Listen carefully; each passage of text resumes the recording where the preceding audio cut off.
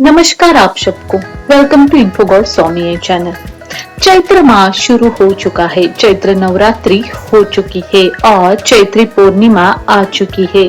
और इस चैत्री पूर्णिमा के दिन हमारे मारुति नंदन इनका जन्मदिन है। जी हाँ, तो इसी अवसर पे हम जानने वाले हैं कि हनुमान जन्मोत्सव कैसे मनाए, क्या महत्व है मारुति जयंती का, तिथि क्या है, शुभ मुहूर्त क्या है, क्या पूजा विधि है मारुति जी की उपासना पूजा व्रत करने की, और क्या सामग्री हमें चाहिए चैत्र पूर्णिमा के दिन हनुमान जन्मोत्सव मनाने के लिए।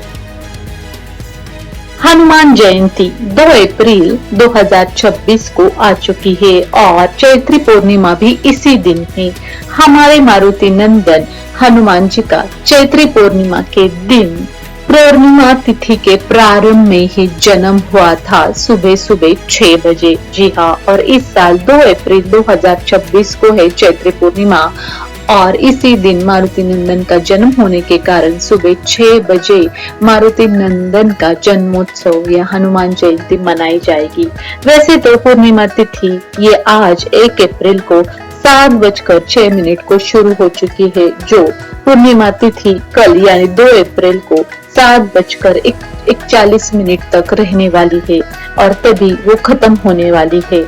लेकिन हनुमान जयंती हम चैत्र पूर्णिमा के दिन मनाते हैं, जो हम 2 अप्रैल को सुबह 6 बजे ही मनाने वाले हैं। तो शुभ मुहूर्त है 2 अप्रैल 2026 को सुबह 6 बजे हनुमान जयंती का। चैत्र मास की पूर्णिमा तिथि पर मारुति नंदन हनुमान जी का जन्मोत्सव मनाया जाता है। पौराणिक मान्यता के अनुसार ये वही तिथि है जब हनुमान जी ने अंजनी मां के गर्भ से जन्म लिया था। इसी दिन बजरंग बली की विशेष पूजा अर्चना की जाती है। इसके साथ ही कुछ विशेष स्तोत्र पठन हमें करने चाहिए और मारुति नंदन के चरण में हमें नतमस्तक होना चाहिए। तो कैसे पूजा करनी चाहिए हनुमान जयंती पे और चैत्र पूर्णिमा पे? पूजा से पहले और अपनी पूजा के बाद स्थल की पूरी शुद्धि करें जहाँ पे आप मारुति की पूजा करने वाले हैं। जैसे कि घर में अगर चौकी लगा के मारुति जी का फोटो या मूर्ति बिठा के आप पूजा करेंगे तो वो एरिया आप क्लीन करें। चाहे तो हनुमान मंदिर जाके पूजा करें। इसके बाद पूजा का संकल्प करे और हनुमान जी को प्रणाम करके उन्हें आवाहन करे कि जो आज पूजा कर रहे हैं हनुमान जयंती की, आपके चरण में स्वीकार कर लो और हे मारुति नंदन यहाँ पे आ जाओ। उसके बाद हनुमान जी को पुष्प आसन प्रदान करे, यानी चौकी लगाए, एक वस्त्र डाले और हनुमान जी की मूर्ति या फोटो लगाए। उस मूर्ति को टीका लगाए अष्टगंध का, या सिंदूर लगाए या शेंदूर लगाए, हार पुष्प चढ़ाए, षोडोपचार समेत हनुमान जी की पूजा करे। यानी प्रतीकात्मक सुपारी को आप पंचामृत से, शुद्ध जल से अभिषेक कर सकते हो। हनुमान चालीसा और अन्य स्तोत्र जो है हनुमान जी के, उसके पठन करे। अगर हो सके तो हवन करे।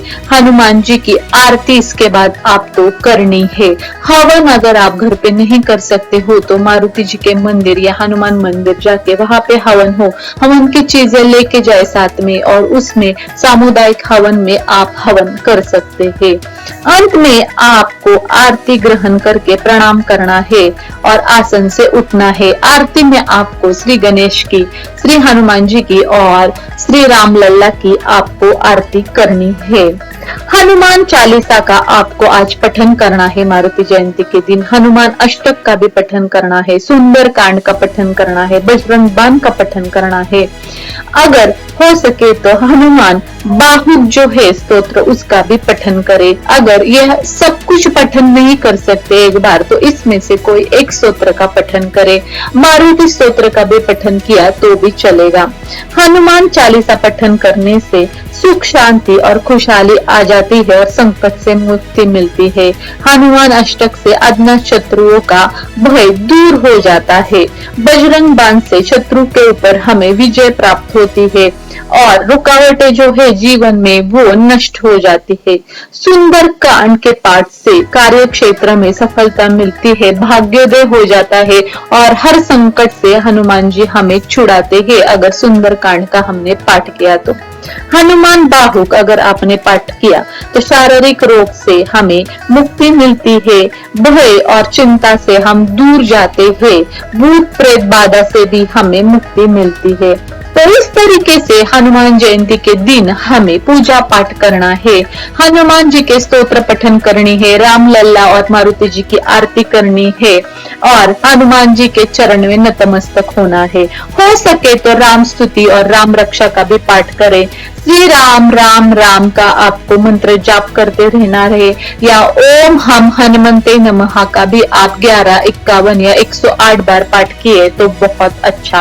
अगर घर पे उपासना कर रहे हो तो एटलीस्ट हनुमान जी के मंदिर जाके वहां पे आप उन्हें गुलकंद का बिड़ा अर्पण करें, गुलाब फूलों का एक हार या पुष्प अर्पण करें, सिंदूर अर्पण करे या शेंदूर अर्पण करे, मीठा भोग चढ़ाए या लाल वस्त्र चढ़ाए, दर्शन ले, एक नारियल अर्पण करे और मारुति जी से आशीर्वाद की आप मांग करे। तो इस तरीके से आपको मारुति जयंती के दिन श्री हनुमान जी की और राम लल्ला की उपासना करनी है और उनके चरण में शरण जाना है।